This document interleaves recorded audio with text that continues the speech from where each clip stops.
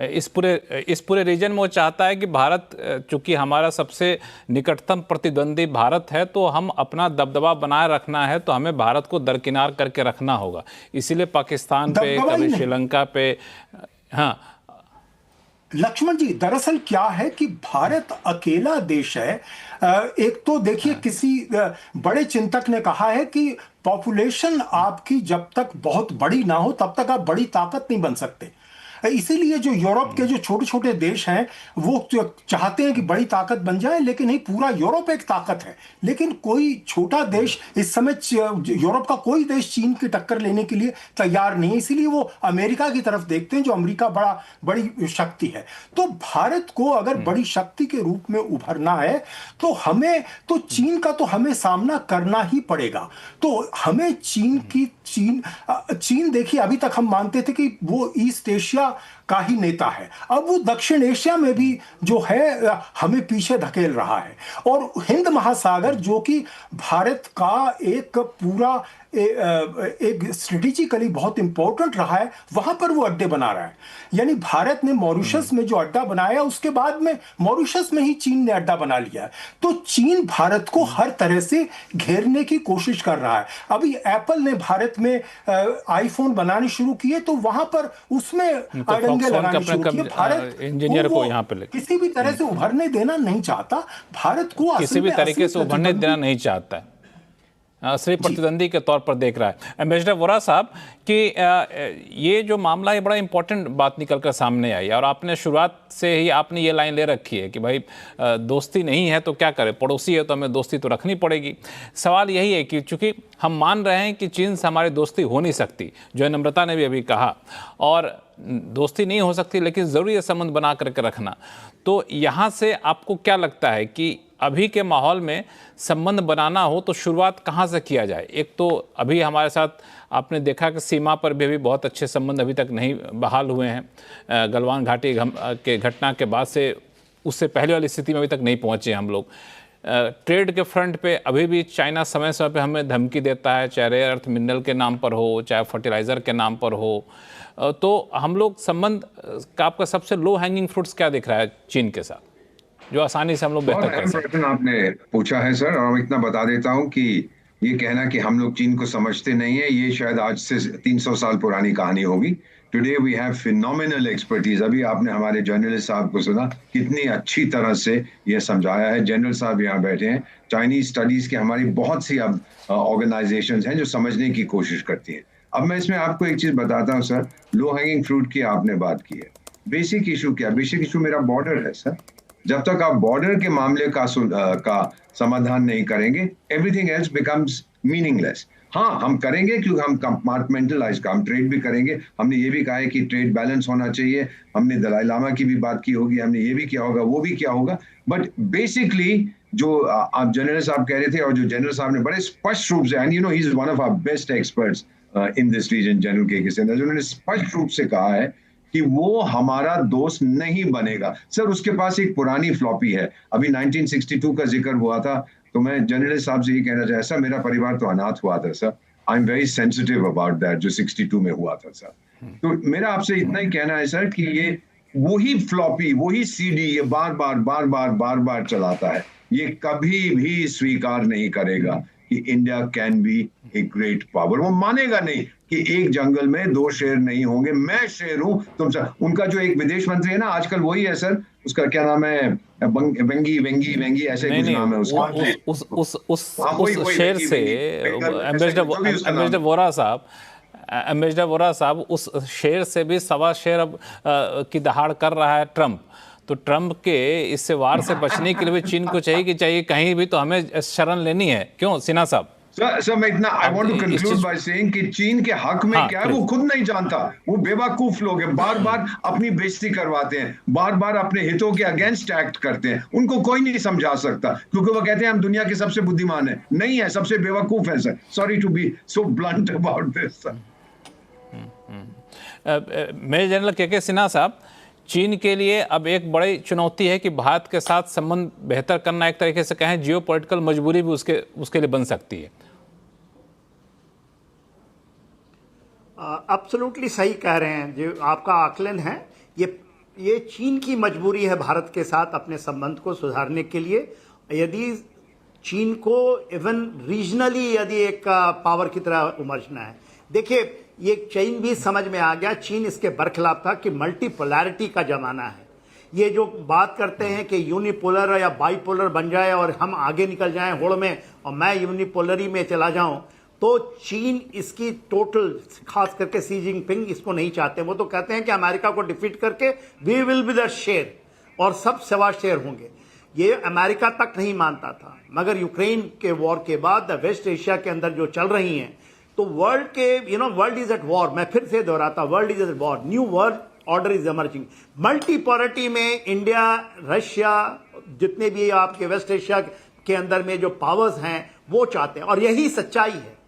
देखिए हो क्या रहा है, जो आपने बोला, चीन जो था, सी जिनपिंग को एक ऐसा सपना आया था कि by 2030 we will cross America in all terms, क्योंकि अमेरिका की सच्चाई ये है कि अमेरिका का जो केवल स्टेट जो डेट है $37 ट्रिलियन है। आप तो एक बिजनेस चैनल के हैं, आप मेरे से ज्यादा अच्छा समझते हैं।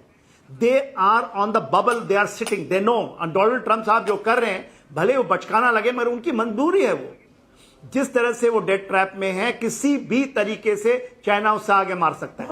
मगर सबसे बड़ी प्रॉब्लम है जो इंडिया उभर के आ रही है। तो उभरते हुए इंडिया का मतलब ये नहीं है कि आप सब आपके दुश्मन हैं, कोई भी। आप लोग कह रहे थे ना कि इस सिंधु के समय कोई आपके साथ खड़ा, क्यों? हमें चाहिए भी नहीं कोई खड़ा हुआ दिखाई दे, ये तो हमारे ऊपर। कोई अभी कह रहा था कि चाइना को अभी समझना है। 40 साल मैं भी मेरी नौकरी रही है सेना के अंदर में, मैं MGGS ऑपरेशन रहा हूं नदर्न बॉर्डर का, तो उनके मैंड्रिन को अच्छी फराटेदार बोलते हैं, समझते हैं। हमारे यहां मैंड्रिन की कोर्सेस चलती हैं। तो समझने की ये जो बात की अभी हम समझें, चाइना के एक एक रग को, एक एक उसकी चीजों को हमें पता है, तभी हम चाइना को मार पाते हैं। तो ये हम बार बार बोलते हैं कि देखिए, चाइना से जो एक डराते हैं कि ड्रैगन है खा जाएगा, वो खाने वाली स्थिति तो धीरे धीरे आप लोग डिबेट करके निकाल दिया कि चाइना आपको आकर किसी दिन चढ़ जाएगा। और ये जो फियर साइकोसिस पैदा हुआ था 62 के बाद कि हम कुछ नहीं करेंगे, काउंटर अटैक तक नहीं करेंगे हम, आज हम 5 अगस्त 2019 को याद कीजिए। यदि आपको तो याद ही होगा, जो उस समय डिबेट, पार्लियामेंट्री डिबेट था, जब उसके अंदर में डिबेट की ये बात आई कि जब हम POK कहते हैं तो अक्साई चीन की बात करते हैं, और अक्साई चीन के 36,000 किलोमीटर की बात करते हैं। तो हम लोग, और ये जितनी रक्त, जितनी स्वेटिंग, और जितने हमारे चाहे वो यंग सोल्जर हो और टॉप जनरल हो, जितनी चीजें हम जमीन पसीना बहाते हैं, एक्सरसाइज करते हैं, उनके एक एक चीज को जानते हैं कि करना कैसे है।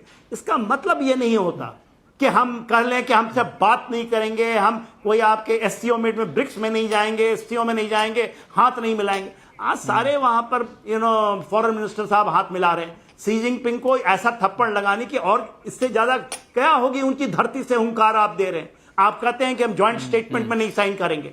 आज आपने सुना है उनके हमारे फॉरेन मिनिस्टर की वहां से जो उनकी आई है, उन्होंने जो कहा है बात कि आप SCO के जो आपके हैं, जो मेन मुद्दा है, उससे आप भटक रहे हैं, टेररिज्म की बात। आपको ये चाहिए पटल, ये पटल चाहिए जिसके अंदर में आप खुल के बोल सकें। बिल्कुल, इस प्लेटफॉर्म को हम इग्नोर नहीं कर सकते। यूएन के अंदर बोले कि इस प्लेटफॉर्म को हम लोग यूज कर सकते हैं, यूज करना चाहिए, नहीं कर रहे हैं, यूज करना चाहिए, अपनी बात को हमें रहना चाहिए।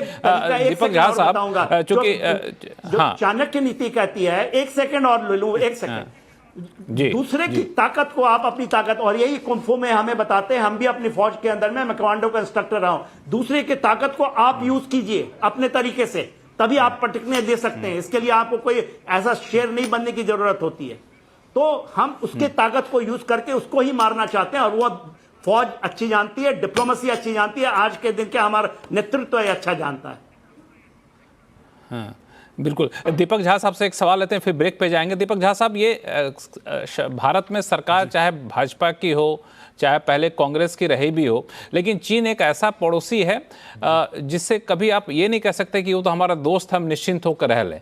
दोस्त तो नहीं मान सकते, ना तो समझने की भूल कोई करता होगा, लेकिन संबंध तो बना कर रखना पड़ेगा। एक तरीके से कहें कि हमारे भौगोलिक मजबूरी भी है कि संबंध रखें, तभी जाके हम लोग आगे चल के उसकी कमजोरियों को भी समझ पाएंगे। और यही है जो सरकार किसी भी की भी हो, हम संबंध बिल्कुल तोड़ कर नहीं रख सकते हैं। लक्ष्मण जी, आपका सवाल वाकई में बहुत महत्वपूर्ण है, लेकिन इसके पीछे 2-3 मिनट दे दीजिएगा मेरे को। यहाँ पे जनरल सिन्हा साहब ने कहा कि हम क्या हैं, सेना में रहे, हमें सेना का सम्मान है, और सेना का सम्मान तो देश का बच्चा बच्चा करता है। अपनी सेना है तो हम चैन की नींद सो सकते हैं। हमें पता है कि बॉर्डर पे हमारी सेना है, तो चाहे चाइना हो, चाहे पाकिस्तान हो, चाहे बांग्लादेश हो, चाहे श्रीलंका हो, हम कभी भी किसी को भी नेस्तनाबूद कर सकते हैं। बात ये नहीं है, बात यहाँ पे आती है कि और सबने कहा कि चीन हमारा दोस्त नहीं हो सकता। ये बहुत बढ़िया बात है। हम भी कहते हैं 1975 के बाद भारत और चीन के बीच में कभी किसी सैनिक की जान नहीं गई, कभी कोई शहीद नहीं हुआ, लेकिन 2020 में पहली बार गलवान का हुआ। ये कैसे हुआ, किसके शासनकाल में हुआ, ये सरकार से पूछेंगे हम। इसमें कोई डिप्लोमेसी नहीं, कोई सेना की बात नहीं, सरकार की बात है। बात है कि आपने जिनको झूला झुलाया उन्होंने आके पीठ के पीछे खंजर भोंका। बात यह है कि चाणक्य नीति की हो रही थी, तो मैं भी चाणक्य नीति की बात कहूंगा। शठे साठ्यम समाचरित, दुष्ट के साथ दुष्टतापूर्व व्यवहार ही करना चाहिए, ऐसा चाणक्य ने कहा है। तो चाइना दुष्ट है, लेकिन चाइना की इकोनॉमी हमसे कई गुना ज्यादा है, लगभग 5 गुना ज्यादा है, 4.7 टाइम्स हमसे ज्यादा है। तो क्या इसीलिए हम उसका पिछलग्गू बन जाए चाइना का? पाकिस्तान भी आपका दुश्मन है ना। पाकिस्तान का तो आप पानी बंद कर देते हैं, टीवी पे आपके आगे कहते हैं देखो हमने पाकिस्तान को भूखे मार देंगे। तो दोनों दुश्मन हैं, और आपको दुश्मन के साथ एक जैसा व्यवहार करना पड़ेगा। ऐसा नहीं कि एक दुश्मन पैसे वाला है तो आप कहेंगे नहीं हम आपके साथ झूला झूलेंगे, और दूसरे दुश्मन के साथ आप गलबैया नहीं करेंगे। तो ये दोहरा चरित्र सरकार को स्पष्ट तौर से बताना पड़ेगा। 1962 के बाद 1975, 2002 और 2020 इतने वर्ष बीत गए। आप ये बताइए कि देश के किसी प्रधानमंत्री ने इतना कोशिश नहीं किया कि हम चाइना के साथ संबंध सुधारें। जैसा चल रहा था वैसा चलता रहा। लेकिन उन सब के बीच क्या किया चाइना ने, जब नरेंद्र मोदी जी 2014 से 2025 के बीच आ जाते हैं, तो सवाल ये हो जाता है। तो दुश्मनी आपको और दोस्ती आपको सोच समझ के करनी पड़ेगी। आपको पता होना चाहिए कि पूरी दुनिया एक ग्लोबलाइजेशन के दौर से गुजर रही है। आपका दोस्त आपके साथ खड़ा रहेगा, लेकिन जो आपका दोस्त नहीं था उसके साथ आप दोस्ती करने जाएंगे तो आपकी अपनी पोजीशन बनाने के लिए कभी भी आपके पीठ पीछे वार कर सकता है। तो चाइना हमारा दुश्मन है कि दीपक झा साहब की अंतर्राष्ट्रीय प्लेटफॉर्म पे कभी किसी का कोई परमानेंट दोस्त नहीं होता है, न तो परमानेंट दुश्मन होता है। हर कोई अवसरवादी होता है, जहां जिसको अवसर दिख रहा था वो देश किसी का दोस्त बन जाएगा, आगे चलकर वो देश किसी का उसी का दुश्मन बन जाएगा। तो ये इंटरनेशनल प्लेटफॉर्म पे ये सारी चीजें चलती रहती हैं।